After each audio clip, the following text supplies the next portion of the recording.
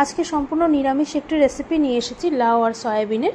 এইভাবে লাউ আর সয়াবিন রান্না করে দেখতে পারেন। নিরামিষের দিনে কিন্তু খেতে খুব ভালো হয়। তো এখানে আমি একটা মিডিয়াম সাইজের লাউয়ের অর্ধেকটা কেটে নিয়েছি। আর একটা প্যানের মধ্যে আমি অল্প জল ফুটতে বসিয়ে দিয়েছিলাম, তার মধ্যে দিয়ে দিলাম 1 কাপ সয়াবিন। সয়াবিনটাকে 3 থেকে 4 মিনিট একটু হাই ফ্লেমে ফুটিয়ে নেব, এতে সয়াবিনগুলো খুব তাড়াতাড়ি নরম হয়ে যাবে। তো এইভাবে 3 থেকে 4 মিনিট হাই ফ্লেমে একটু ফুটিয়ে নিয়ে এখন এটাকে একটু রেখে দেব, তারপর এর জলটা ঝরিয়ে একটু ঠান্ডা জল দিয়ে ধুয়ে নেব। অন্যদিকে কড়াই বসিয়ে দিয়েছি, দিয়ে দিচ্ছি সর্ষের তেল 2 চামচ, বড় 2 চামচ সর্ষের তেল দিয়ে দিলাম। তেল গরম হলে এবার এর মধ্যে দিয়ে দিচ্ছি একটা তেজপাতা,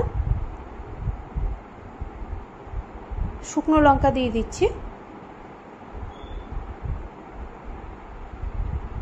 2টো শুকনো লঙ্কা দিয়ে দিলাম, আর দিয়ে দিচ্ছি ছোট হাফ চামচ গোটা জিরে। সব কিছু একটু ফ্রাই করে নেব। কয়েক সেকেন্ড একটু ফ্রাই করে নিয়ে এখন এর মধ্যে দিয়ে দিচ্ছি প্রায় বড় 2 চামচ আদা আর কাঁচা লঙ্কা বাটা। বাটি ধুয়ে একটু জল দিয়ে দিচ্ছি। এবার এর মধ্যে কিছু গুঁড়ো মশলা দিচ্ছি। দিয়ে দিলাম 1 চামচ জিরের গুঁড়ো, 1 চামচ ধনের গুঁড়ো,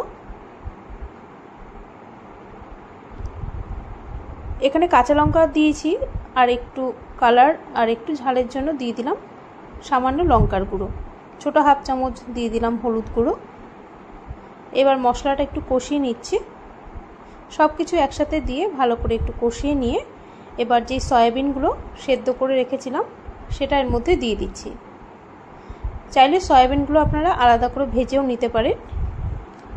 এইভাবেই আমি মশলার মধ্যে ডিরেক্ট দিয়ে কষিয়ে নিচ্ছি। আর এই রান্নাটা কিন্তু আপনারা পেঁয়াজ রসুন ব্যবহার করতে পারেন। পেঁয়াজ রসুন দিয়ে খুব ভালো লাগে এটা খেতে। তবে নিরামিষ দিনে যদি বানাতে চান তাহলে পেঁয়াজ রসুন ছাড়া এইভাবে বানিয়ে দেখতে পারেন। এবার কেটে নেওয়া লাউ দিয়ে দিলাম, আর লাউগুলো কিন্তু আমি একটু ডুমো ডুমো করে কেটে নিয়েছি। এইভাবে মশলার সাথে লাউ আর সয়াবিন একটু নাড়াচাড়া করে দিচ্ছি। লবণ তো আগে দিইনি, তাই এখন স্বাদ মতো লবণটা দিয়ে দিচ্ছি। এইভাবে নাড়াচাড়া করে নিতে হবে 2 থেকে 3 মিনিট। এতে লাউটাও একটু ভাজা হয়ে আসবে, সয়াবিনটাও একটু ভাজা হয়ে যাবে। 2-3 মিনিট লাউ আর সয়াবিন একসাথে একটু ভাজা ভাজা করে নিয়ে তারপর ঢাকা দিয়ে রাখতে হবে। আর লাউ থেকে কিন্তু জল ছাড়ে, তাই প্রথমে আমি জলটা দেইনি, কারণ যদি জল ছাড়ে তাহলে কিন্তু জল দেওয়ার কোনো দরকার নেই। আর জল যদি না ছাড়ে তাহলে গরম জল দিতে হবে এর মধ্যে, কারণ লাউটা সেদ্ধ হতে হবে। তো জল ছেড়েছিল তাই আমি আর জল আলাদা করে দিইনি। তো এইভাবে 5 মিনিট ঢাকা দিয়ে রেখেছিলাম, আবারও নাড়াচাড়া করে ঢাকা দিয়ে দিচ্ছি। এখন প্রায় 10 মিনিট হয়ে গেছে। এরই মাঝে দুবার ঢাকনা খুলে নাড়াচাড়া করে নিয়েছিলাম। লাউ কিন্তু সেদ্ধ হয়ে গেছে। আর এখানে সয়াবিন আমি আগেই দিয়ে দিয়েছি। এতে হয়তো আপনারা ভাবতে পারেন যে সয়াবিন খুব নরম হয়ে যাবে, একদমই না। সয়াবিন কিন্তু একটু সফট হয়ে যাবে, খেতে আরও বেশি ভালো লাগবে। এবার নাড়াচাড়া করে এর মধ্যে দিয়ে দিচ্ছি ছোট 1 চামচ গরম মশলার গুঁড়ো, আর দিয়ে দিচ্ছি ছোট 1 চামচ চিনি আর ছোট 1 চামচ ঘি। এই 3টে জিনিস দিয়ে আবারও একটু নাড়াচাড়া করে নিতে হবে। এটা একটু মাখা মাখা হবে রান্নাটা। তো এইভাবেই জলটাকে একটু শুকিয়ে নিচ্ছি, একটু জল আছে।